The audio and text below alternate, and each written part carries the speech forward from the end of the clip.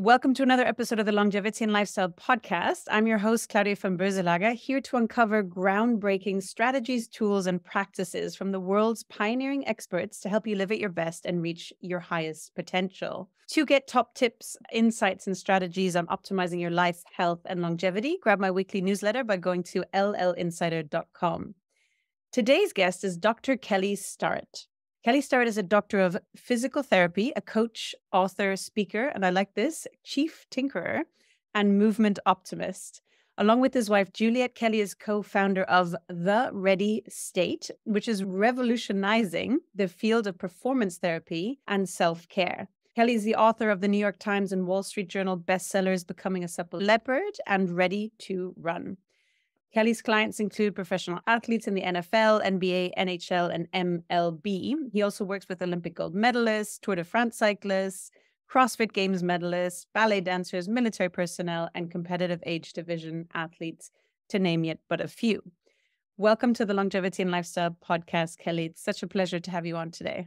Absolutely. Thank you. And I'm sorry for everyone to have to suffer through that list. I was like, who is that guy? It's long and amazing. So definitely own it, Kelly, right? So, Kelly, I'd love to start with your journey to becoming so passionate about performance therapy and self-care and founding the Ready State. Where did all this stem from?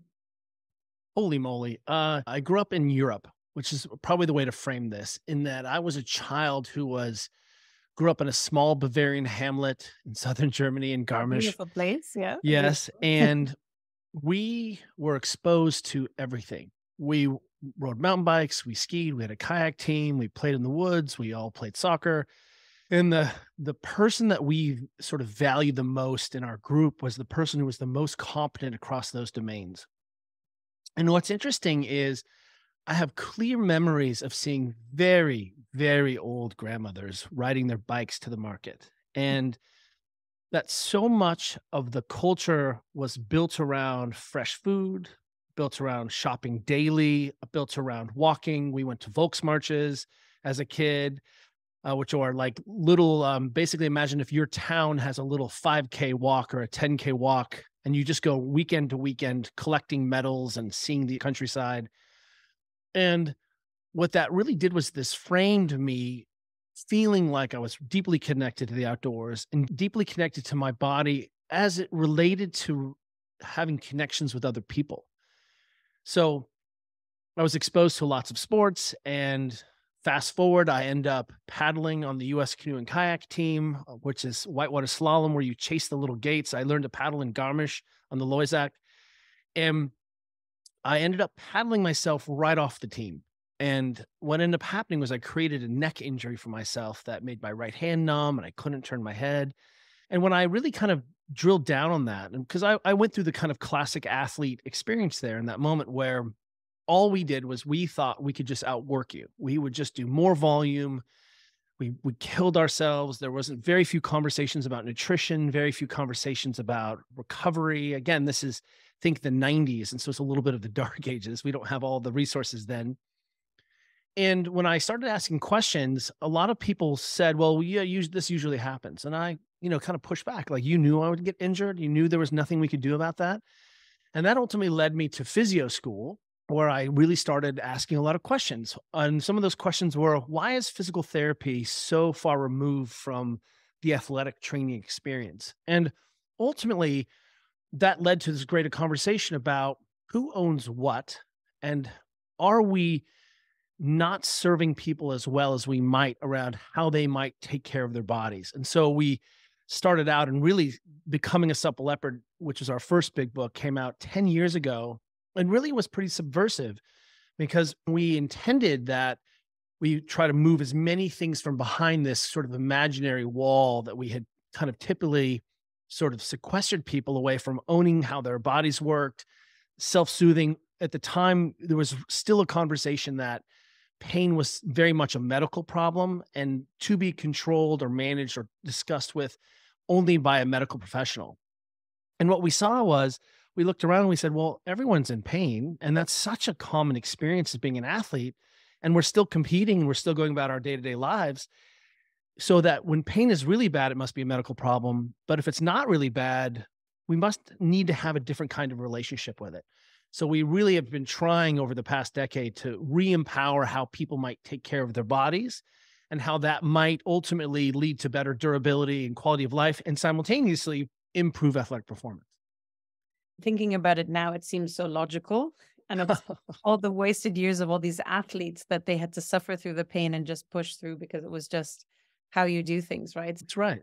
So many people are just so grateful, professional athletes, of allowing you to give them longevity in their careers, right? And all the people you work with. Well, As imagine, and let me just say that, imagine I'm almost 50 years old, but I'm starting to finally be good at my job. Finally. Like, it's taken me a minute to you're beautiful. finally to figure out how this works, to be emotionally mature enough to work in complex psycho-emotional environments with complex human beings.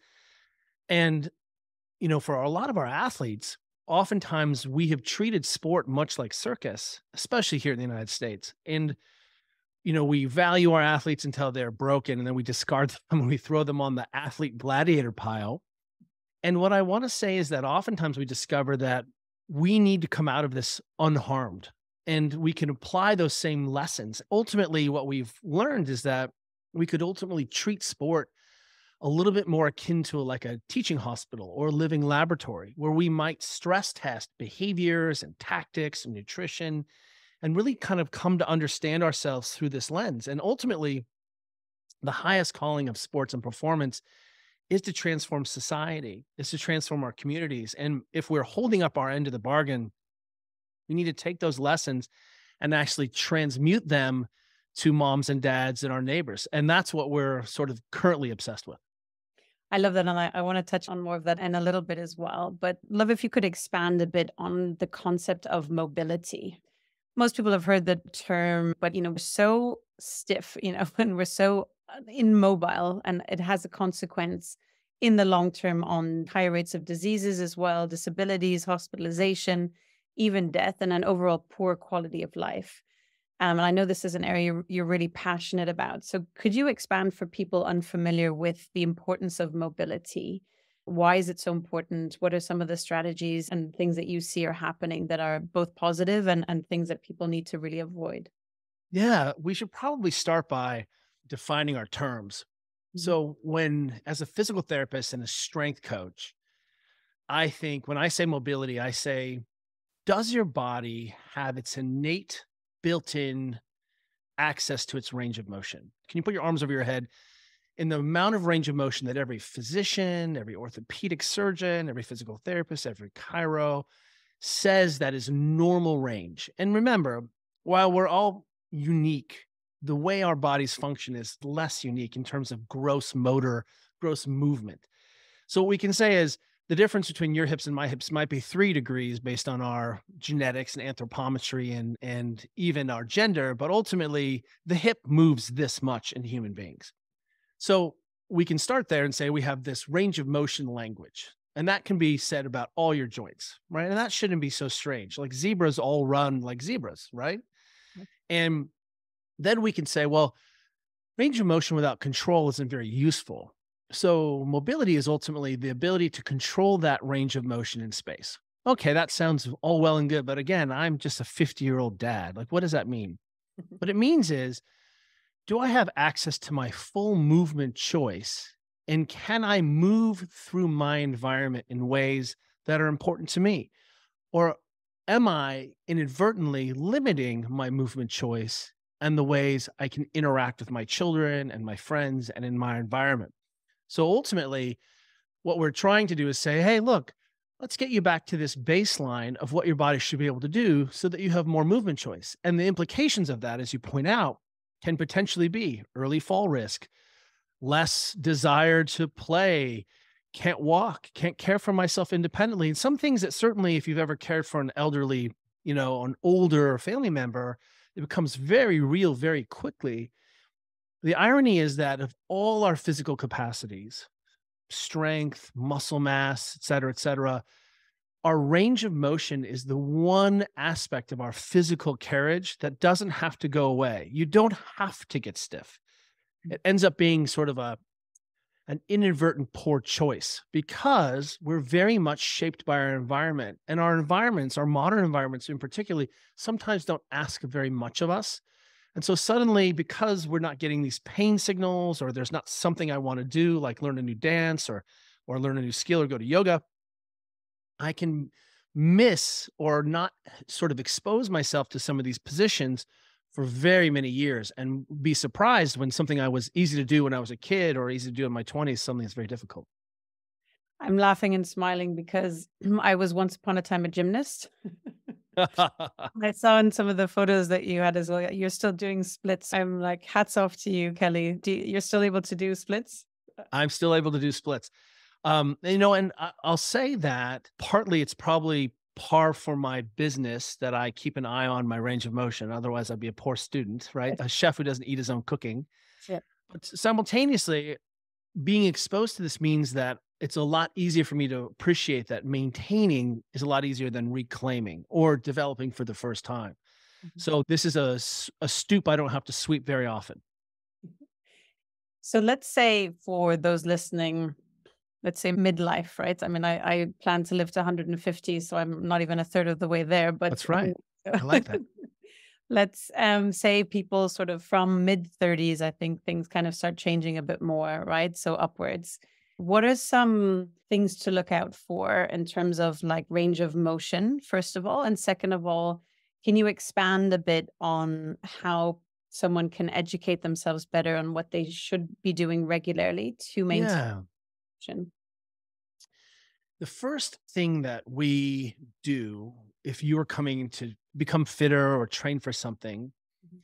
is if you were terrible on the bike, for example, and we're going to use the bike for some conditioning. Everyone can wrap their heads around that. I'm going to spin class to get a little fitter. You wouldn't do bike like things, and we wouldn't talk about biking, and we wouldn't send you to a bike class. We would put you on the bike and we would have you do the best you could on the bike. So the first rule of business is always exposure. That's really where we're going to do it. And your brain is very clear that it will value shapes and positions and behaviors that it sees all the time. So, for example, the way that we can begin to pull at a seemingly very complex Gordian knot is to take small steps. So, here's an example. Tonight, we know that getting up and down off the ground is an excellent indicator of morbidity and mortality, but also sitting on the ground is a really excellent way to restore and maintain necessary and vital hip range of motion. So don't lie to me. I know you're watching the telly, you're watching a little bit of TV, whether it's the news or it's Ted Lasso, whatever you're watching. I want you to just spend 30 minutes tonight sitting in front of your sofa on the ground and pay attention to how that feels. You sit crisscross applesauce, and that's uncomfortable for a while. And then you sit side saddle, and then you sit with your legs out in front of you, and then your knee. It doesn't matter. But the first order of business is exposure. The second order of magnitude is consistency of exposure. So if it's important for you to put your arms over your head because you like to swim, or you want to work on your handstand again because you're a gymnast, you would go to a yoga class, for example, and you'd be like, why are we spending so much time in downward dog? It is insane. It's almost like this is such a valuable position for humans that we're going to put our arms over our head and we're going to, build a house here in this position. So you can see that in so many of the movement traditions that we have, there are fundamental truths about shapes and positions and geometry of our body that end up being sort of reinforced and highlighted because multiple people have found, multiple traditions have found, multiple movement systems and sports have found, there have been really good ways of influencing how the body moves. So again, sitting on the ground is one of those fundamental truths around ways that the body can retune itself or rewild itself.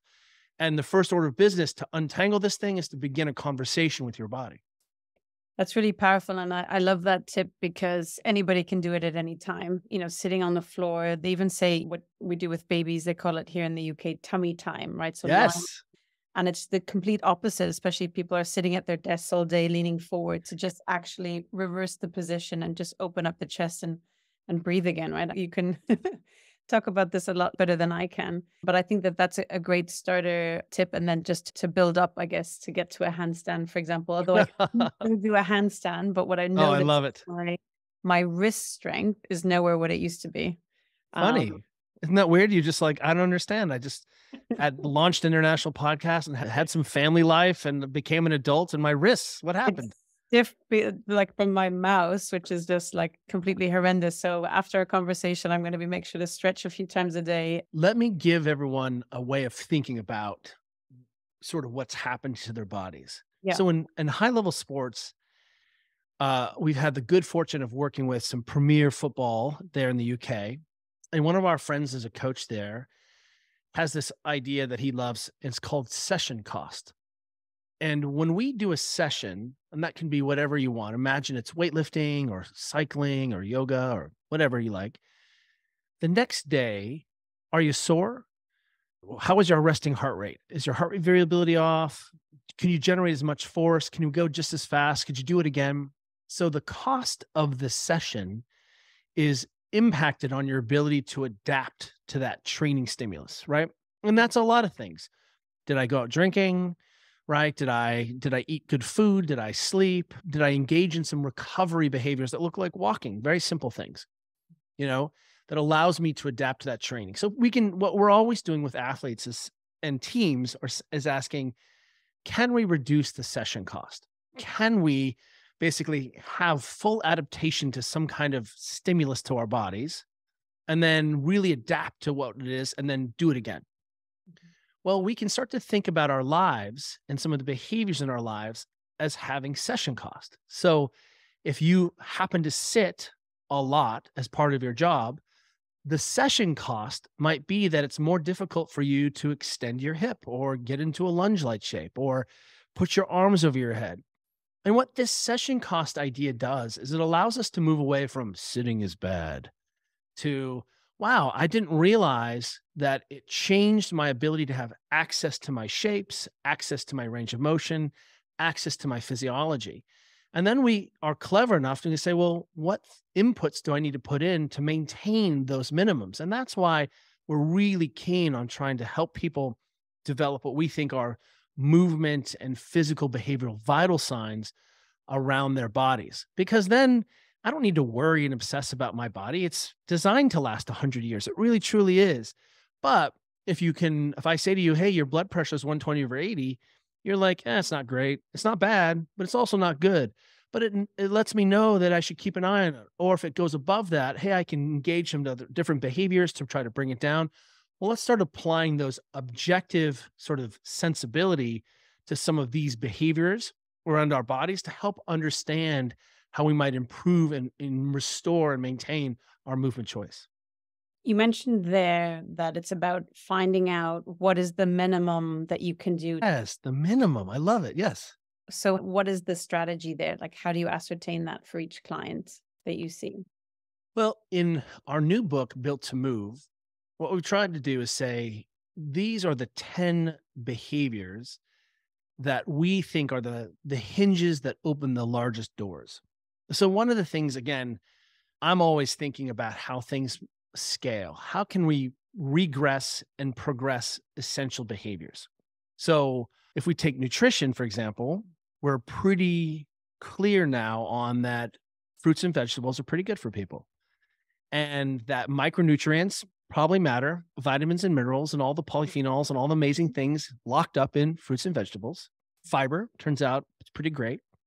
And there's probably really important that you get enough protein. Why? Because we really want you to have a healthy gut and nice skin and the linings of it, in your brain and all your organs. They all require protein. Didn't even mention muscles, but they need them too. So suddenly we can say, well, let's establish some minimums here around your nutrition. And then suddenly we can ask, well, do we want to try to change your body composition? Do we want to try to fuel you for a marathon? Well, we can see how these principles can be made to order by tweaking the foundations to regress and progress the concept. So, as we're trying to help people for the first time, maybe who don't identify as athletes or don't identify with diet culture or dieting, or They don't eat a specific way because it's their identity politics, right? Because nutrition's gotten a little bit crazy. I'm a vegan. I'm a carnivore. Like, let's fight, right? We want everyone to appreciate that it's all important and that no aspect or system in your body works independently. So I'm a physical therapist by training. Why do I get interested in nutrition?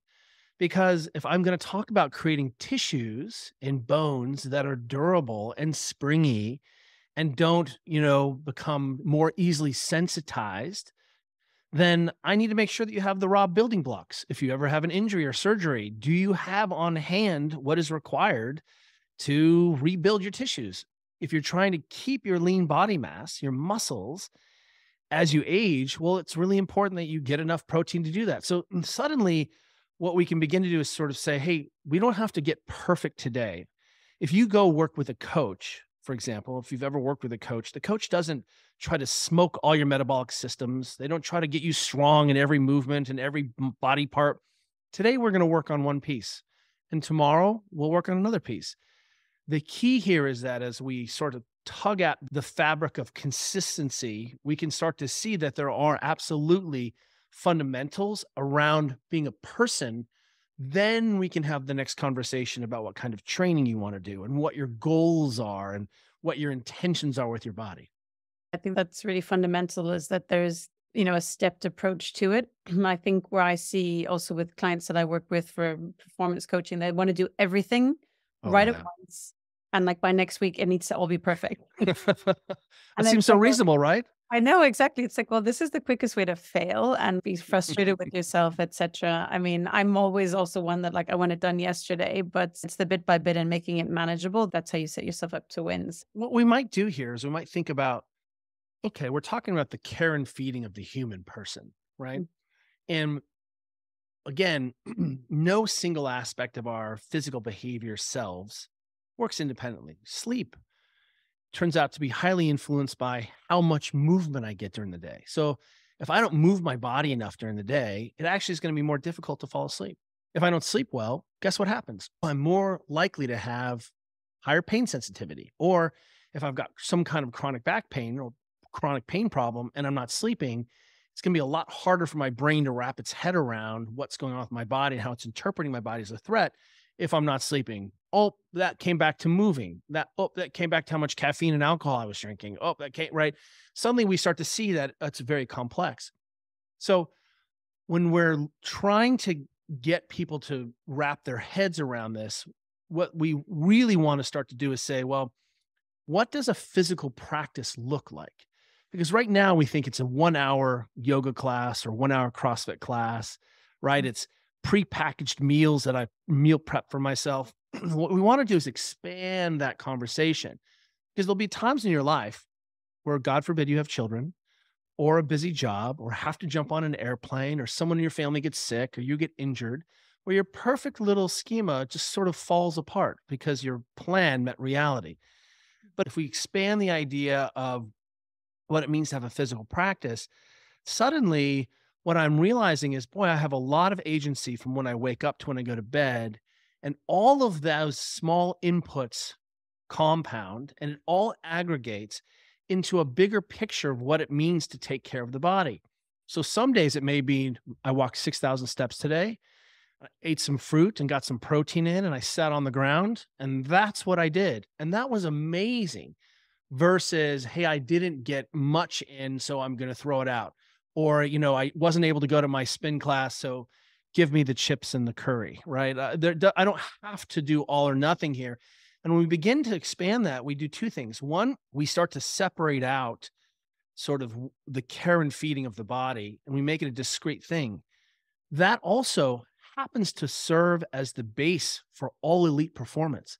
So if we want you to go to the World Cup, we want you to win an Olympic medal, we want you to be 10 out of 10 on these things. We give these practices to our Olympic athletes and our world champions and try to get them to be 10 out of 10. And most people have one or two blind spots. But if you're not into exercise, you're not into diet, these physical practices will still allow you to create a very durable, healthy, vibrant organism that's independent from breathing hard necessarily. Of course, do you think you should lift weights? Yes, we think you should lift some weights, whatever that looks like to you. But let's get to first things first, because honestly, if we ask the question of this $1 trillion fitness industry, is it serving us? It turns out it may not be. We have unchecked rates of obesity. We see depression and substance abuse, ACL injury rates in kids, social isolation. Choose something that you feel passionate about and say, is it going in the right direction? And then we can really say, well, this $1 trillion fitness experiment doesn't seem to be working. So maybe we need to think differently about who owns the problem and how we might try to solve it.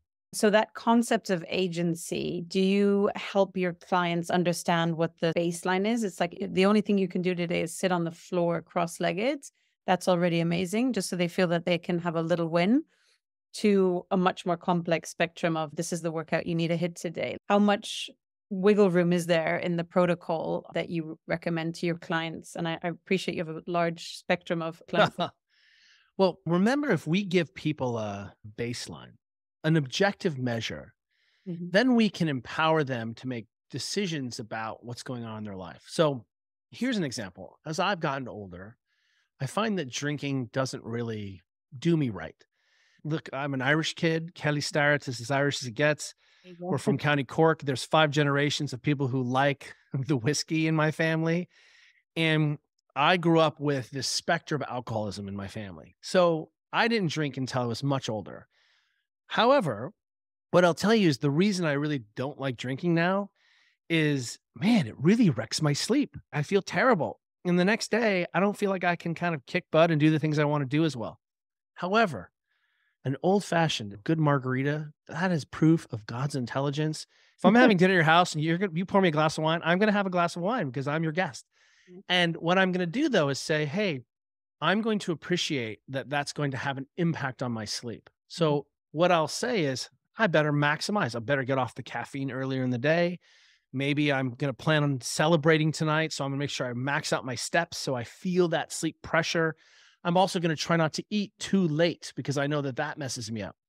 So now I'm sort of empowered because I know that if I want to change my body composition, if I want to get out of pain, if I want to grow, I want to learn a new skill, 8 hours of sleep is the magic number. If I want to survive, I try to get 7 hours of sleep. So what ends up happening now is I have this metric in there and says, well, maybe I can extend and I'll have a bad night's sleep, but I'll sleep an extra hour because I have some flexibility. But it gives me this window of understanding minimums, and then I can start to fold in some of my other behaviors. So let me give you another example. A real life dad, 50-year-old dad, right? Intermittent fasting becomes very popular, right? Everyone's heard time restricted eating, a little bit of microfast. Well, it turns out, I think people are really lazy. They don't like to eat breakfast. They're not really motivated. It was an easy way to hide calories from yourself, right? You just drink black coffee. I can do that. Eat at 12 o'clock while I'm so busy in the morning, it doesn't matter. So it turns out that the research supports that intermittent fasting was just another mechanism of calorie control. Okay, there's nothing wrong with that. That's a great way to control calories. But we also found that people who did intermittent fasting tended to lose a lot of lean muscle mass in addition to their body fat. Okay, so that sounds like Ozempic, right? I'm losing a lot of muscle mass. So I experimented with this, but what I found was it became very difficult for me to eat enough fruits and vegetables and eat enough protein so that when I exercise in the afternoon, because I love to train, it's how I cope and manage my stress, and I'm not in jail. So I learned to exercise as a kid, is that I was underfueled. So my performance was terrible. I was getting dropped by my friends on the bike, or my lifting was awful, or I just didn't, I was like, wow, what's going on? Well, it turns out I just hadn't eaten enough to do that.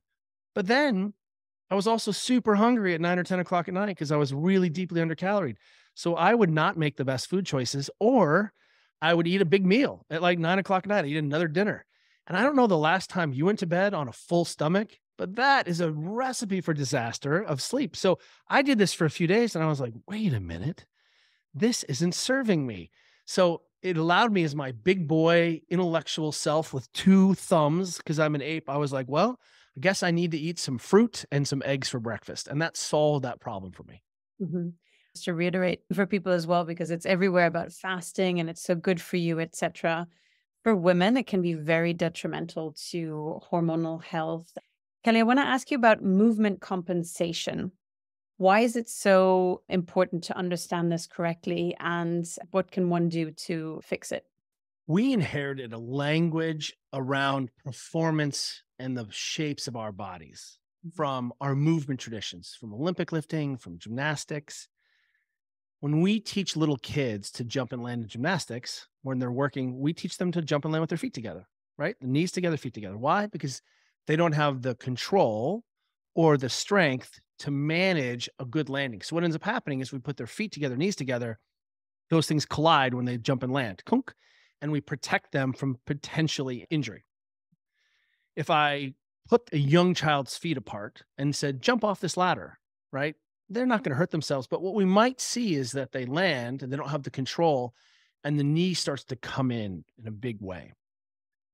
Well, they didn't get injured. We've seen 1,000 kids playing like that. But what we start to see is if at some point that doesn't self-correct, that position hints at not the best way for the body to generate force, to be the most resilient. And so what we used to say is that's a movement fault. And that language definitely came out of kind of performance and physio, but we don't really like that word. So we started using the word compensation. And if you don't like compensation, because that still has negative connotation, then we can say strategy. That what we're seeing is that your body and brain are going to solve a movement problem. I need to pick this up or do this thing. But certainly what we used to say was, don't do this because you might get injured, right? Don't round your back because your back might explode one day. Well, it turns out not true. The case for better quality movement is to enhance our power, our wattage, our efficiency, right? The replication of high motor skills. If you set up for the golf ball and your back is rounded and the next time your back's overextended and then your feet do different, you notice that when we address the ball, we try to do the same thing over and over and over and over again. We try to minimize the movement variability when we're learning a new complex skill. That's skill acquisition.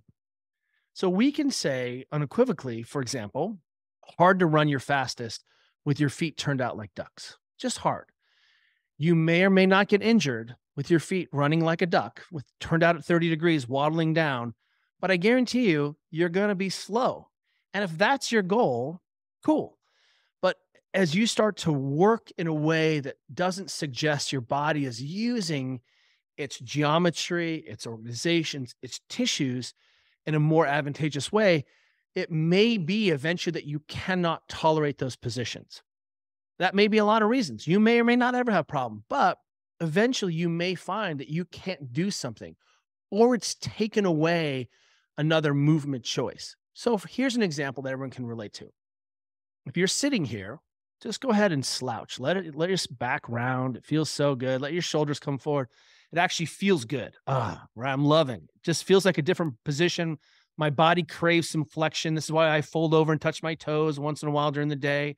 Just put my spine, make sure my body can do what it do. But if I hold this position for a long time, and if you're sitting here slouching, listening, go ahead and see if you can take the biggest breath in you can. And let's measure that. So go ahead and take a huge breath. Okay, that wasn't very huge. Now, holding that position, look over your right shoulder. How far can you turn your head? Okay, now watch this. Get into a position where you can take a bigger breath. Notice, I didn't tell you what to do with your body. I didn't say adjust your pelvis or head. So let's confirm that with an objective measurement. Go ahead and take a breath. Oh, much bigger. Now turn your head.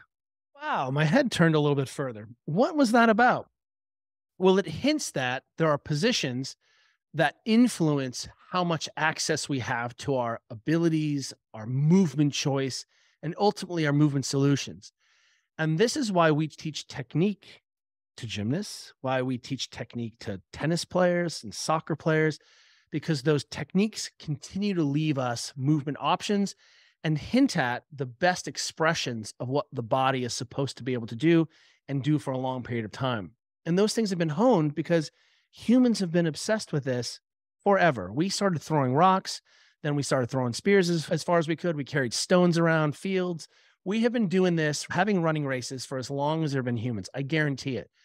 So we've always been obsessed with lifting weights and going fast. And those things started to come together. And when you start to overlay our movement traditions on top of elite physiology of going the fastest, you start to see that, yes, there is in fact more variation in waltzing than there is in sprinting. And that you can waltz at low speeds, at low loads, but sprinting hints at that there are more unique ways to run faster that all look a little bit more homogenized. And when we see that people don't have movement instruction, and again, I'm not talking about don't do this because you'll get injured. That's the wrong conversation and not even supported by literature. But also we say that, hey, if you are really restricted in your tissues, chances are your body's going to allow you to solve that problem until it can't, until you hint at you can't solve a problem, or we've sensitized the tissue because we didn't have access. So one of the things we can do here is help people parse out what seems like very complicated movement problems or movement related problems by asking simple questions. We build a problem list, and on that problem list might be sleep, and it might be nutrition, and it might be stress, but it also might be this thing called, do you have full range of motion or not? And isn't that an easy thing to work on yourself without having to go talk to a professional? And if we give people minimums, we give them vital signs around specific positions, then we have a unifying language to be able to start to say, hey, I see this as a problem for you. Let's check your minimum. Your back hurts, your knee hurts? Huh. I don't know. That could be related or connected to the fact that you can't put your leg behind you in a lunge-like position and hip extension. I don't know if they're connected, but I see that you can't do this. Let's see if we can improve that. It turns out you use your knee and your back for both of those things. And oftentimes we can make ourselves feel better simply by restoring our native ranges of motion. Something novel. The brain no longer sees it as a threat. We became hydrated, less stressed, better nourished. All of those things seem to matter. You mentioned checking a few vital signs, some quick tests. What are some tests you could recommend for someone listening at home or in the office to check if they really truly have a range of motion that they would want to have as a baseline level? One of my favorites is squatting down. Very, very simple. So if I was looking at, when I was a young physio, we had a book by two authors, Norkin and White. That's how it was referred to. And it was the sort of the manual for every range of motion of every joint in the body. And we basically were like, what is your second digit of your finger? How much should it flex? What is normal? What, right? And we had to be responsible for this whole thing.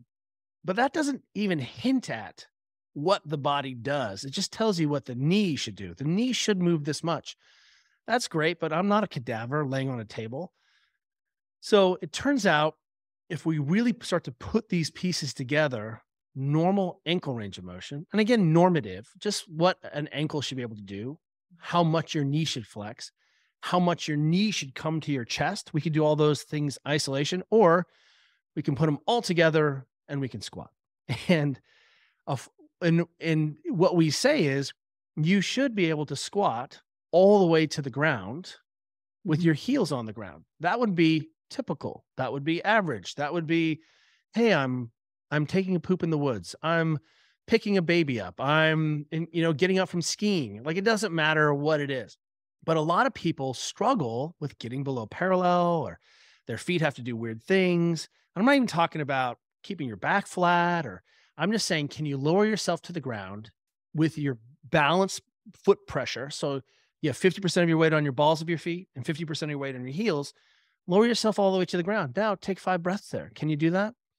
And that's a great sort of diagnostic to start to say, what's tight? What was the session cost? How stiff am I for my run? Boy, that long airplane really messed me up, or I haven't moved very much this week.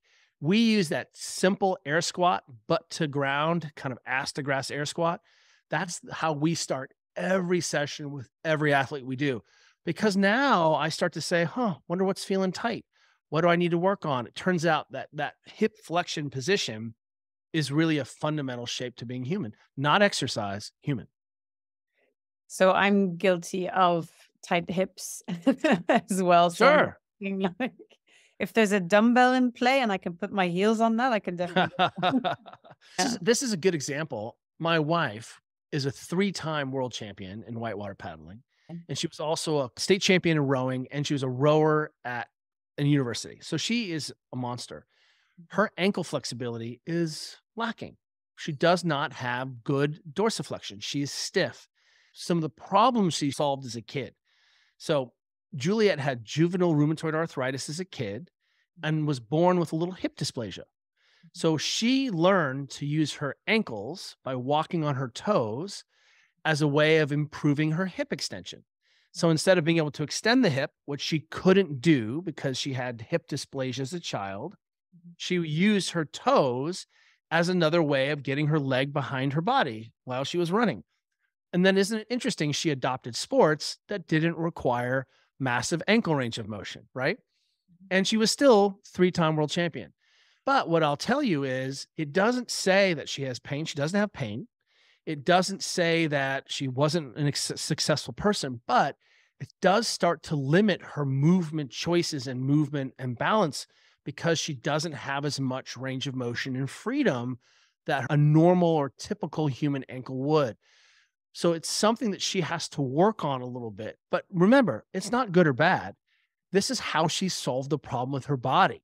But that solution sort of truncated other movement options available to her.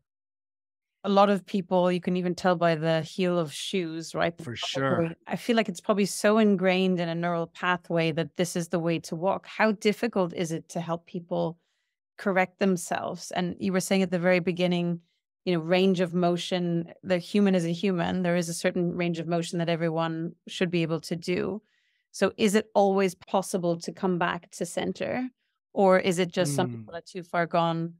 The cool thing, something about walking, for example, is that it doesn't need that much range of motion. Because can you imagine humans we needed to walk to get water and to reproduce and to find food and resources and move. And so walking is something that's a very small range of motion. Sprinting, bigger range of motion. We're going to need, that's why sprinting is one of the most dangerous things a middle-aged adult can do, right? Because your tissues can't take it. You haven't exposed yourself to it. You think you can still do it. And also it's basically like doing the running splits. So what I'll say is, first and foremost, at what age does your body stop healing? It doesn't. It continues to heal. It doesn't heal at the rate of a small child. You literally cut off a child's hand and it grows back in the night. I mean, it's amazing. Do you remember how great your 17-year-old body, you could just destroy it and the next day arise from the grave and do it again? So I cannot do that anymore at age 50. So I still heal, but I heal slower. What I'll say is muscles and tissues are like obedient dogs. So at no point in your life does your body ever stop with the ability to repair or remodel or improve or grow muscle or lay down bone density. But it sure is a lot harder to change my bone density when I'm 60 than it is when I'm 20, right? So range of motion very much can always be improved unless you've got some kind of bony block or you've created some kind of, really gnarly arthritic change where you have bones that are running into bones. But even then, we see that there's always capacity to be had. But the first order of business, as you said, is exposure. So if we want to start to change your range of motion, we better start spending time in those shapes and positions, and we better make sure we can breathe and tell our body these shapes and positions aren't a threat. If you've ever gone to a yoga class, most adults have done at least one session of yoga, you get into some really weird shapes, and then you got to breathe there. It's almost like they said, these shapes are important, and they're so important. Let's make sure you can take a breath there so that your brain knows they're important. Kelly, I'd love to talk about recovery. You touched on it a bit before, but why is recovery so essential for maintaining mobility, maintaining a good physical state and mental state, I guess, as well? And how much recovery should one look at? Is there a way of measuring it? With this amount of input, this is the amount of recovery that's needed. Let's say what we're recovering from. We're adapting to stress. So that stress may be traditionally exercise or training, but it also may mean, boy, I'm in a really difficult time in my life at work, or I have a sick family member. How can I manage that stress? My brain doesn't know if I've manufactured the stress or, if it's a gym workout or if my life is coming apart at the seams and that's the stress I'm dealing with. It doesn't matter. what we can start to say is, well, we could use any third-party validation that we wanted.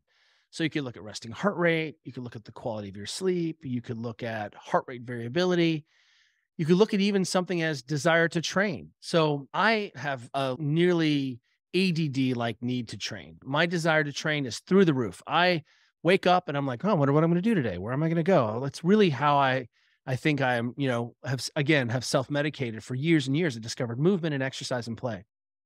But my recovery from those things is not very good.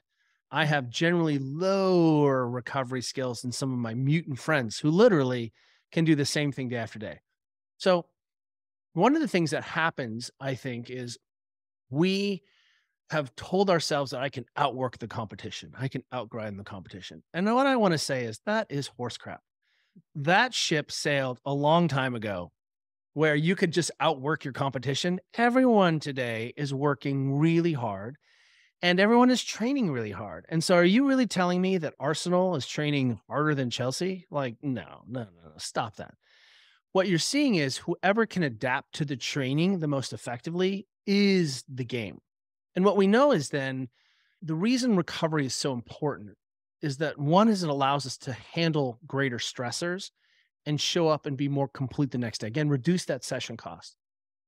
But one of the reasons that we want people to think about all of the behaviors that we've sort of talked about today, walking, eating, sitting on the floor, is that you actually think you're working at the limits of your ability, and you're not. You just feel like you are. Universally, when we have our athletes get 10 out of 10 on these things, on these essential, benchmarks, they end up saying, we're like, wow, I was able to increase my volume. Oh, I was able to actually get more work done during the day. And I was more fresh in the evening when I got home. Not only could you work harder, but you were able to handle that stress more effectively. And that ultimately shows up in everything that you do, whether you're showing up more lucid for your family on Friday night or in the evening, or you want to play with your kids, or man, we're getting together to play pickleball on Thursday and I want to show up and destroy you. I'm going to show up at Thursday fresher than you are because I was able to manage those stressors more effectively. And then sure, we can get into the weeds and talk about tissue quality and how your tissues, managed. But ultimately it's about you feeling better so that you can do more and handle more. What role does stretching play in recovery? And what are your thoughts on stretching and using things like a foam roller, trigger point, whatever it might be, golf ball? Yes. Well, I'll tell you what, we can start with this simple idea. Like, why am I doing this behavior? So if I asked 100 athletes, should you stretch? 100 athletes would be like, yes. And I'll be like, do you stretch? And they'll be like, no. And it's because we didn't really connect stretching to whatever that means. And we'll define that in a second. Mhm. To an outcome, right? It was just some behavior you need to do. Hey, I just need you to eat this block of broccoli every day. Like, why am I eating that broccoli? It's not helping me, right? I've got all my 800 grams of fruits and vegetables. You need to eat the broccoli. I'm like, I'm not going to eat the broccoli. Eventually, I'm just like, screw the broccoli.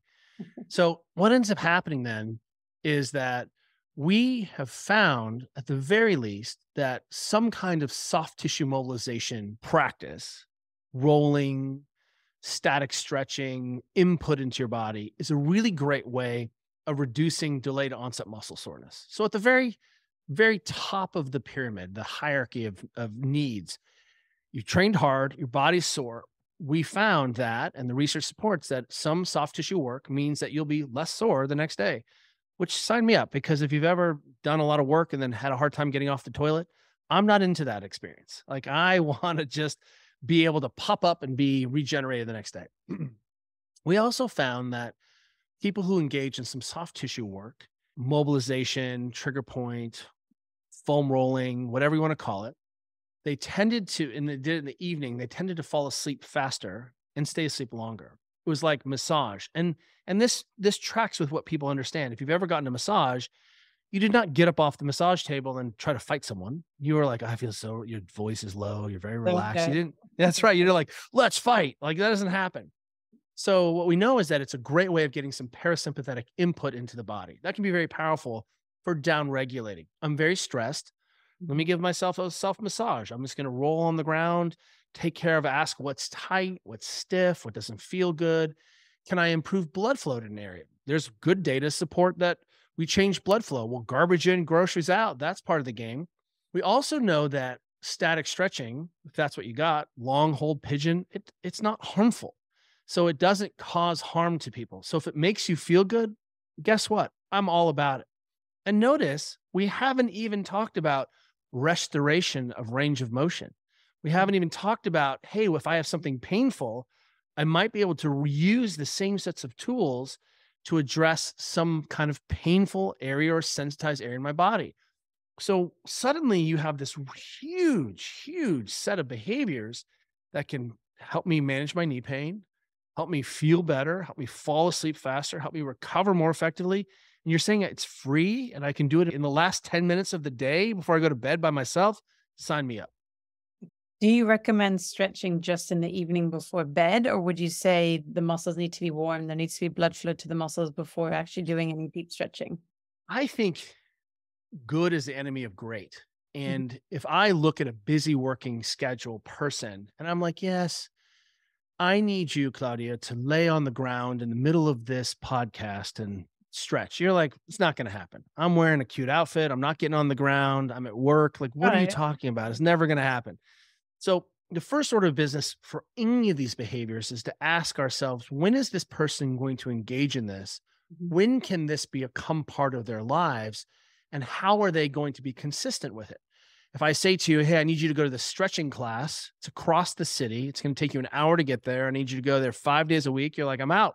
I don't have time for that. I got to get my kids home from school and make dinner and do all the things I want to do. And I want to train. So what we found is if we can protect people's training time, right? And if you it means you love to go to dance class, you go to spin class, you go to CrossFit, I don't care what it is, you've actually made this heroic effort to go engage in some activity. Let's not muck up that activity with a whole bunch of preconceived notions of things you need to do.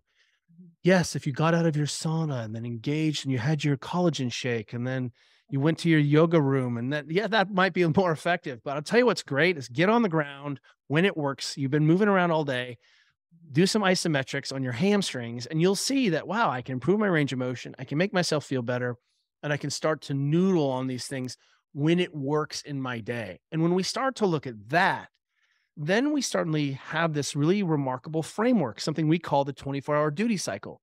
That 24-hour duty cycle means that when I wake up to when I go to bed is the time in the day where I can start to engage in certain behaviors. And we can start to ask, where does this person have control in that 24-hour cycle? And turns out a lot of people have a little control before they leave the house, and they have a little more control of their life when they get back to the house. So let's start stacking in behaviors that really respect how an average or honest person is living day to day. And lo and behold, there's a lot of time and agency and control there. That's Do I really sound reasonable? I sound too reasonable. Like yeah, you're trying to like, very should I kind. deadlift my body weight 3 times? And like, yeah, yes, I've gotten so old and reasonable. From my gymnastics training days, I guess obviously they didn't want any injury. And it was always, make sure to warm up 100 jumping jacks, whatever it is, before you actually stretch to get those deep stretches in. So I So feel sure that let's take on. So imagine that we got a kid warmed up, and the reason you had to do these stretches was that you were engaged in a sport that required you to have access to enormous ranges of motion. And we needed to make sure that you touched those range of motion because you couldn't actually do your sport unless you could do the splits. You couldn't do your sport unless you could put your arms over your head. You couldn't, you know what I mean? Unless you could back bend, you actually can't do your sport. So the problem is you can do a lot of sport that looks like a biking or elliptical or right Pilates class. Yeah. So what we see is we have a different requirement for what are the activities I need to prepare for. Look, who doesn't think that getting hot and sweaty before you get into a fight is a good idea? That's what training is, right? We're going in and we're going to lift these weights or we're going to do this activity. Yes, some kind of warm up probably makes sense. But simultaneously, I guarantee you and I'm like, hey, I've got 100 quid on the line. You and I are going to race right now. You're going to win because you're a human being. You can do it cold. It just turns out it's not the best practice. But what we can start to say is, well, what is good enough practice so that we can, again, have you spend your credits where you'd like? what are some of the basic maintenance people can do on themselves? Mobility drills that you Mm. talk about, and some basic exercises to get that range of motion or to maintain it. If you didn't have any equipment, Mhm, use your body mhm, and get into the shape that you need to get in. So we have something that we talk about a lot. We talk about it in the new book. We talk about it and all these other things. And it's called the couch stretch, for example. And we originally made it so you can do it on your couch watching television. mhm, But honestly, the couch stretch, and let me describe it for you. If you're on your knees, facing away from the wall, so the wall's towards the soles of your feet, you're kind of kneeling, mhm, and you're going to put your knee in the corner where the wall comes down into the floor. So your shin is going up the wall and you're just in quadruped, right? You can see that. And then your other leg comes up into a lunge position. mhm, So basically, it looks like kind of a modified lunge or a little bit like a running position. mhm, But what we're really doing is starting to make you extend your hip with your lower leg flexed a little bit, like your heels coming to your butt. And all you have to do is take 5 breaths there and squeeze your butt. And what we did there was, first of all, was that same order of business. The thing we should do is expose you to the thing we want to get good at first. We want to get good at biking, let's go bike. If we want to get good at hip extension, let's do some hip extension, right? That's basically an exaggerated running position, exaggerated lunging position. It's like your knee is behind your butt, like you're in a big kind of splits like shape. mhm, But we can do a couple things. We can just hold it for a long time and hope that that helps by pulling on stuff. And it does. We can make you actively contract there and teach your brain, hey, I have control in this position. And we can also even bring in breath here. And so you can take these huge breaths where it says your body's like, oh, I'm going to give you access to this shape because you're breathing here and it's safe to breathe in this position. mhm, So you don't have any equipment, but you suddenly have your body and you have breath and you have a contraction. mhm, And that can go a long, long way towards even upgrading your static stretching. So if you got into like classic hurdler stretch where your leg is out, you mhm, can lean forward, you can take a big breath, you can hold that isometric, contract, contract, contract, and then slowly relax, take some more breaths. If you just spend a few minutes noodling on those shapes with those two concepts, can I breathe here? Can I contract here? You mhm, can go a long way. But we can then slide in a roll or a ball, which all it does is put in a vector right in the middle of the system. And so instead of just tugging at the tissues at the end, suddenly I'm putting in a load in the middle of the system. And now I can do that same contract, relax. I can use that same breath technology. I can use the same mobilization, and I can start to look for areas that are sensitive, that don't feel good, that do feel good. And I can just roll around, kind of simultaneously contracting and breathing. And a simple model we use, if you push on any part of your body, it should be painless to compression. So that is typical that if I push on your body with my hand or you're laying on a roller or something, it shouldn't hurt. It should just feel like pressure. But if you feel something that feels sensitive, uncomfortable, stiff, painful, I'm not trying to use my words on your experience, but all you need to do there is recognize, oh, I found something my brain is asking me to pay attention to. So I can take a big breath in. So here's our model. We take a 4-second inhale. We contract and just hold whatever you is over the ball. Don't worry about what muscle it is. Just contract into the roller, contract into the ball. Hold that for 4 seconds, and then exhale for 8 seconds. Long exhale as you relax. So we've got isometrics in there. We've got breath holds. We've got long exhales. And suddenly your brain will go, oh, that's not such a big spot. And it'll start to feel better. And if it didn't feel better right away, stay on it, do it one more cycle. And I guarantee you, it's going to start to change. And as soon as it starts to feel like Switzerland, as soon as it starts to feel beige and just like tissue, move on. If you roll on something that feels really good, keep rolling on it until it feels average. But that simple technique of finding something that feels uncomfortable to compression, contracting on it, breath holding on it, relaxing, can go so far to improving how your body feels. It may be that we're just changing proprioception. It may be that we're bringing blood flow in. It may be that we're addressing trigger points. It may be that we're restoring. I don't care. It could be all those things. But the bottom line is, does it feel better? Does it change your range of motion? What's my objective measurement? Can I go faster? Can I, right? And it turns out those are the techniques involved to do that. So I'm literally after our podcast going to grab my foam roller and work on Yes. and do that exercise against the wall. So thank you for sharing that, Kelly.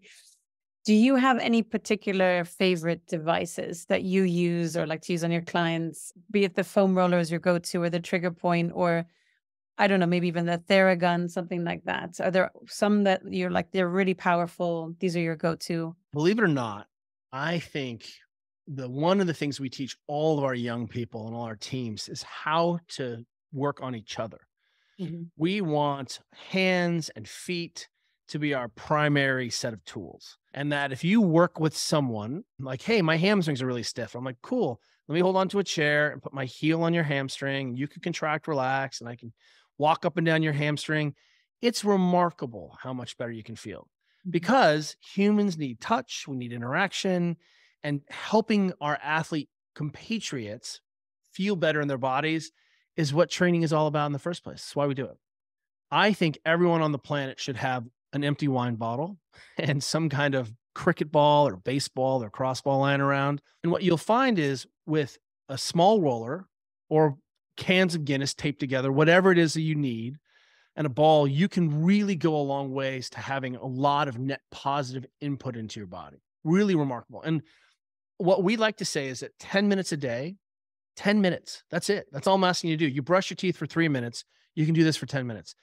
You don't have to fix your whole body. Ask yourself today, what's sore? What feels overworked? Is it my feet? Is it my forearms? Is it my calves? You had said hip flexors a couple times. Great. Let's just spend 5 minutes on the left side, 5 minutes on the right side, and then cross the box. I brush my teeth. So Mhm. now tomorrow, right, you can say, well, do I still need, oh, something else is bothering me. But 10 minutes a day aggregates into a lot of time over time. That's 50 to 70 minutes a week. And now we start to see that, holy moly, you got hours a month doing this and your body starts to feel better. And when something pops up, you don't freak out. You don't think, oh, something's uncomfortable. I should take this, Percocet and this THC and this Ambien and this, like, I should get an MRI. You're like, hey, it's cool. I have some tools that make me feel better. Mhm. If you like percussion, you like using a hypervolt, if you like scraping, if you like cupping, all of these things have their place, but ultimately they sort of do a couple things. They may just desensitize the area. My brain suddenly was like, this is a threat. And now it's not a threat anymore. We used to take percussion devices, the hyper ice, and we'd line them up at our gym right by the front door. And we just watched people come in, grab them, hit what was sore, and then they go work out. And so I think the thing is, when people critique these things, it's because what they've said is, this is how you manage pain or restore a stiff hip. No, they make you feel better.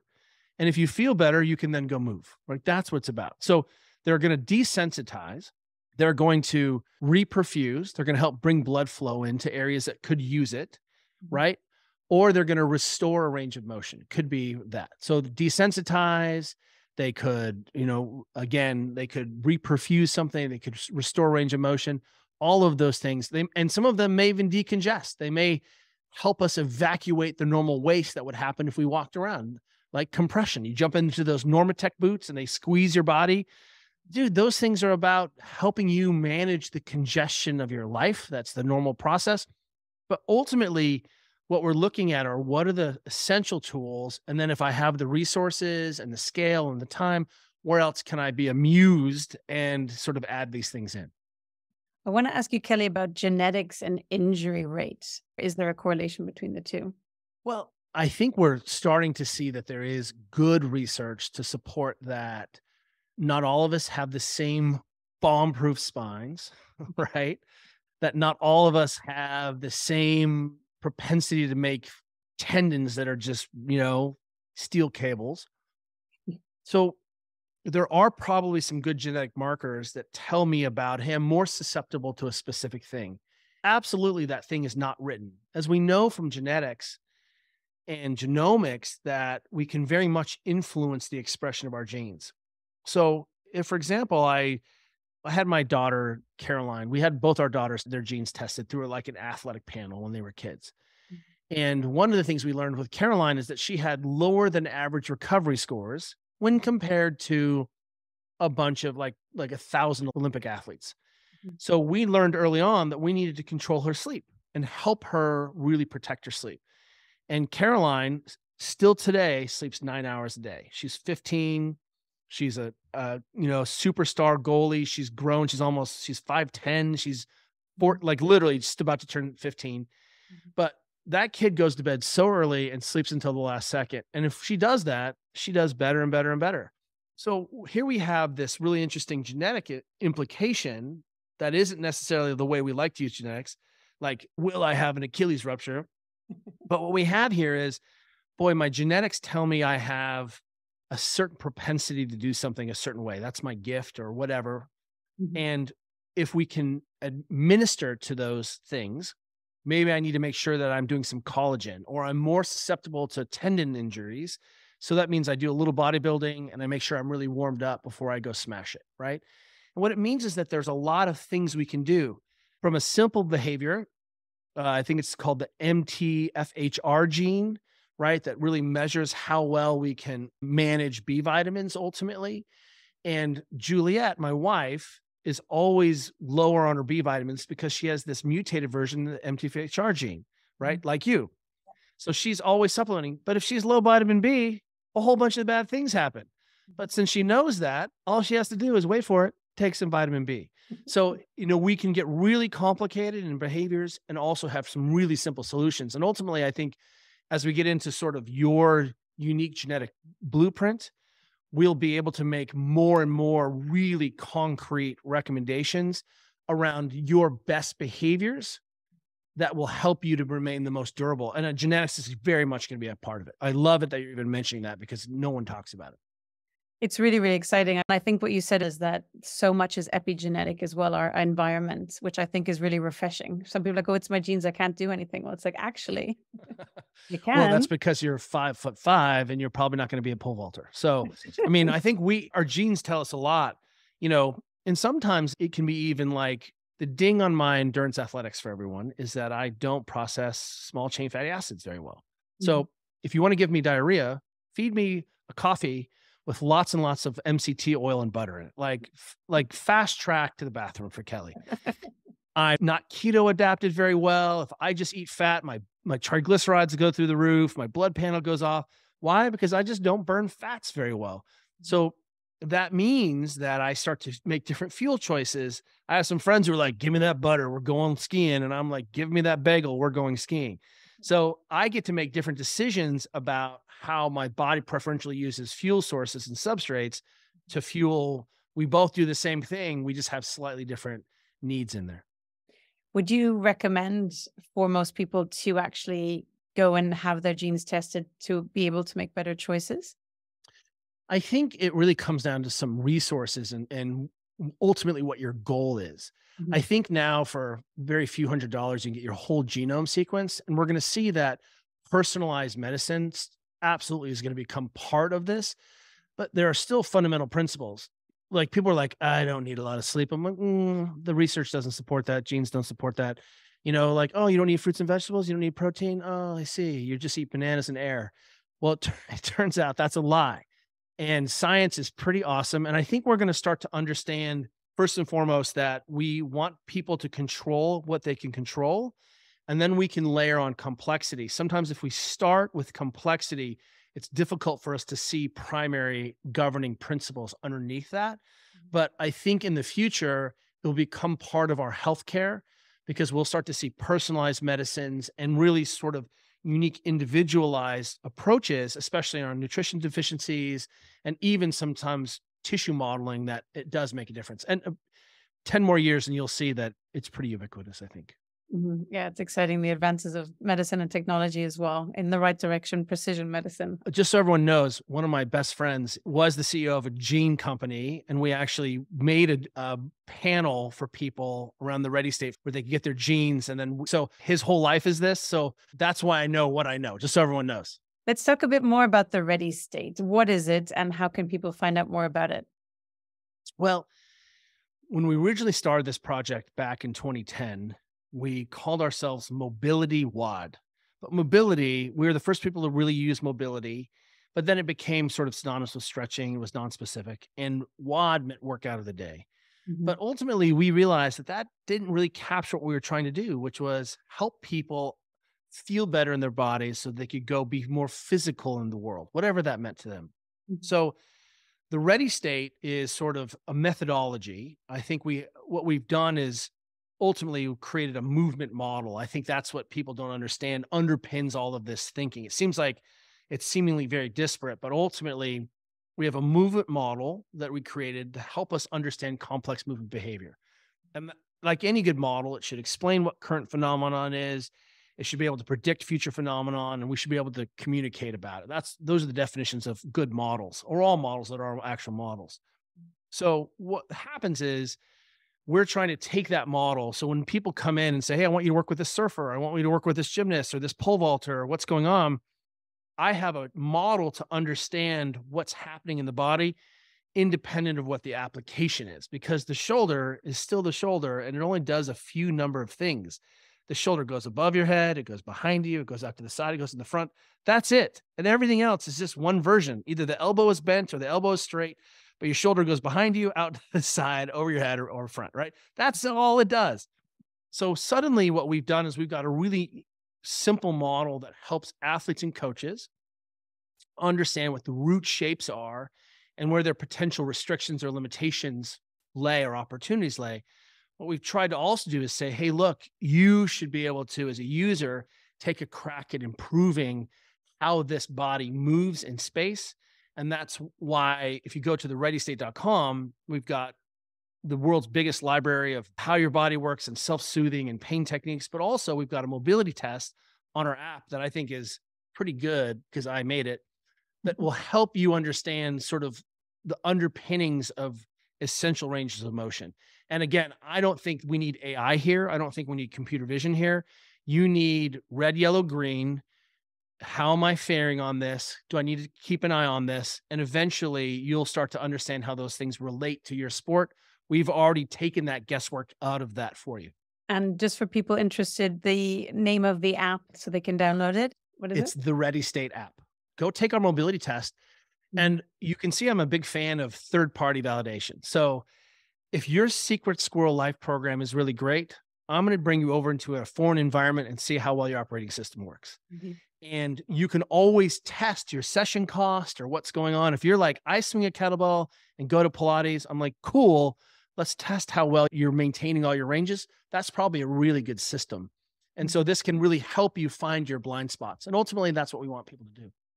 I think that's such a valid point as well, because I know some people, and I had phases as well where I was just doing 2 or 3 different sports and I was like, oh yeah, no, I'm doing really well. And then I deviated to something completely different. And I was like, this is really wait a minute. I thought I was fit and strong and mobile. And what happened? Yeah, I know. And it gets worse as you get older. Trust me. I know. Well, that's keeping me stretching in as well. So I'm definitely going to download your app as well. Can you talk about your books and what was the drive behind it to write the actual book? So if you want to gouge your eyes out and not have friends, you should definitely write a book. I grew up in Germany and I didn't have TV, and books were really important to me. And probably my only real skill besides eating cookies, I'm really good at that, is I'm pretty good at pattern recognition. I see sort of the relationships, seemingly disparate things. I understand first principles very quickly. And what I'll tell you is that anytime I ran into a seminal book, it absolutely helped me understand something. And so I really was, it's easy to get into YouTube, but ultimately sitting down and writing and having to explain yourself in a cogent, holistic systems way really does help you to understand if there are problems or weak linkages in your thinking. And that's why not everyone writes books. It's easy to just shout on the internet and be a tempest in a teapot. But what we saw was that we had an opportunity with Supple Leopard, which is now 10 years old, which is our first book. Built to Move is actually our 6th release, believe it or not. But what we keep doing is saying, hey, we're interested in this. Let's see if we can improve this and let's explore it. So my wife and I have done, I think, a reasonable job of becoming interested in our world. And then we kind of deep dive on something a little bit. And right now we're obsessed with the fact that we need to do a better job of inviting those of us in fitness and wellness and health.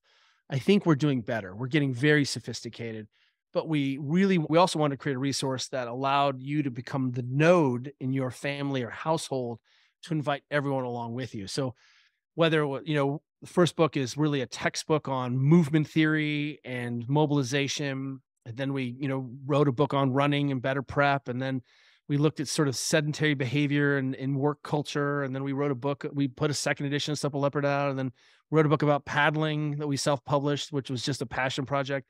And now we think we finally have gotten enough practice to do a good job on explaining what we mean and really understanding how we might serve humanity a little bit better.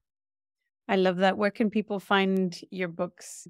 They're all on Amazon. If you search our name, Starrett or The Ready State. But really right now you can go to builttomove.com.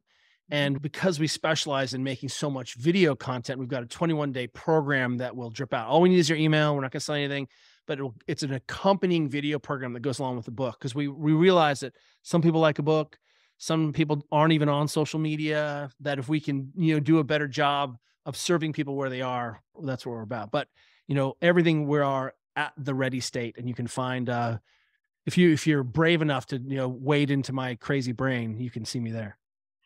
We'll definitely check that out myself. I just want to touch on one last point, stand-up kids that you do with your wife. What are you doing there for stand-up kids?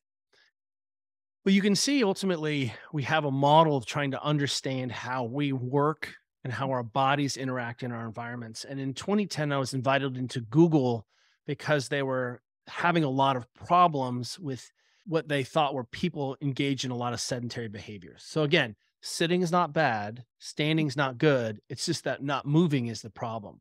And that they were having people adopt static postures for very long times. And they were seeing a lot of back pain, a lot of neck pain. So we came in 2010 and did a talk called Deskbound.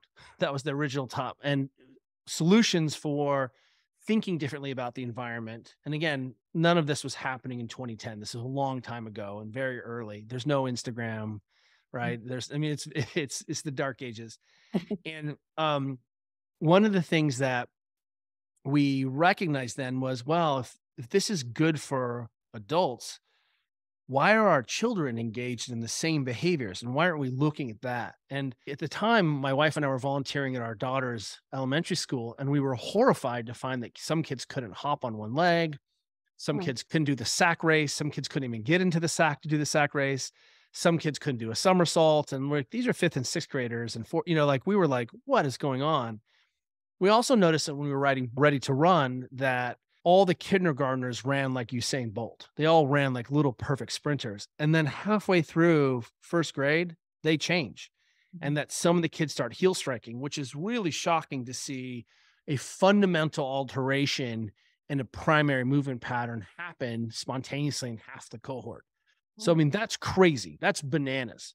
It's like halfway through the 1st grade, all the kids start writing with the other hand. That's what it's akin to. And we were looking around, we're like, what is going on? Well, the only environmental change is that kids start doing a lot of habitual sitting. So what we did was we said, well, hey, could we create a more movement-rich environment for our kids? And so we went to the principal and we went to one of their teachers and we said, hey, we have this hypothesis that we would like to convert your desk, your whole classroom, to a standing dynamic classroom where kids can put their foot up, they can sit on the ground, they can perch, they can lean, but they have movement choice and they're not pinned into everyone at the same size desk. Because if you've ever been to an elementary school, you got some kids who are in the 6th grade and 6 feet tall, and some kids who are like 4'1", and they're at the same size desk and the same size chair, which is kind of crazy.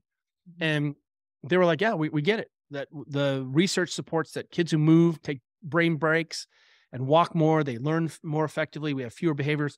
So we started with one classroom and it was a resounding success. And all the rest of the 5th graders were like, what about us? So we did the rest of that class age. And again, it was one classroom at a time. It was the teachers driven, not the principal, not the administration. And then the next year we had so much clamoring that we converted the entire school. So we had the first all standing moving elementary school in the world.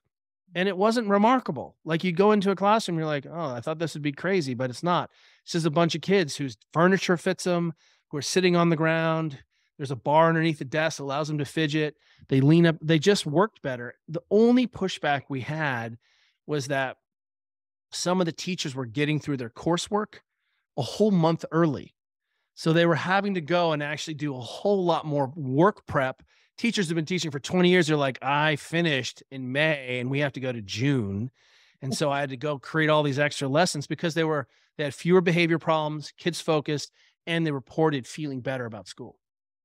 This is phenomenal. I'd love to see this at my kids' school, especially now. I've been diving into the sort of neurodiversity topic, the amount of kids with, Yes. autism, like they need fidgets. The moment they're all into different fidgets going on and trying to help. We had parents pull us aside and say, my son was in the principal's office 6 times in 2 weeks. Mhm. And then he moved to being able to dance at his desk and put his foot up and move around and had 0 behavioral problems. And, his ADD meds were reduced and he was able to focus more effectively. And again, we know David Epstein highlighted this research in his book, The Sports Gene, that there's different genetic drives to move. And we know that boys are getting their butts kicked in school right now, the negative associations. Last year, one of our friends went to college and he was in a class of 70% women and 30% boys. So things aren't going well. So maybe we need to think differently because the environment has changed at home and in the world. And it's reflecting itself how particularly young men, everyone needs to move, but how young men particularly are interacting and fidgeting and feeling terrible and acting out. And so, this ends up being a very simple solution. And what we want everyone to know is that the functional unit is not the school district. It's not the principal. It's the teacher. And the teacher has total autonomy over her or his classroom. And that's where we started. And when we brought everyone in and said, hey, let's run this experiment, people were on board. It was super simple. I'm excited. I'm going to look into this a bit more. I'll connect with you separately because Please. it will save the lives of so many kids who are I know. And like feeling they have to conform for hours and hours at a time. I mean, my 9-year-old has stiff hips, right? And she's 9 and she does sports, but it's just because she has to sit for so many hours a day. So, crazy. Yeah, you're going to change the life of a whole generation with this, Kelly. I love it. Where can people find out more about what you're up to, follow you? Where's the best place? And we'll link it in the show notes. Sure. If you're interested in the whole system, you can go to thereadystate.com. On social media, on Instagram and all the platforms, even TikTok, we're at The Ready State. But if you want to see how goofy our family is, you should follow my wife, Juliet. She's at Juliet, Juliet, Starrett. And I like to say I'm actually not on social media at all because my professional self is on social media. But if you really want to see what our family looks like and all the goofiness, follow Juliet and you can see our crazy life. That sounds like lots of fun as well. Do you have any final ask, recommendation, or any parting thoughts or message for my audience today, Kelly? I tell you, in my reasonableness, I think we cannot stress enough that the glacial pace is the breakneck pace, that it takes time. And really that's shorthand for consistency. You just be consistent before you're heroic. Your body, I don't know where we started to get the message that our bodies were fragile or disease-ridden. They are not. And when we just correct some of the inputs and think differently about how we interact with our environment, this thing will last you 100 years and it will be pretty extraordinary till the very end. So I'm going to hold you to this because I'm going to be 150. So I've got 108 years to go. So I will come back to you, Kelly. Deal. Amazing. Thank you so much for coming on today. My pleasure. Thank you.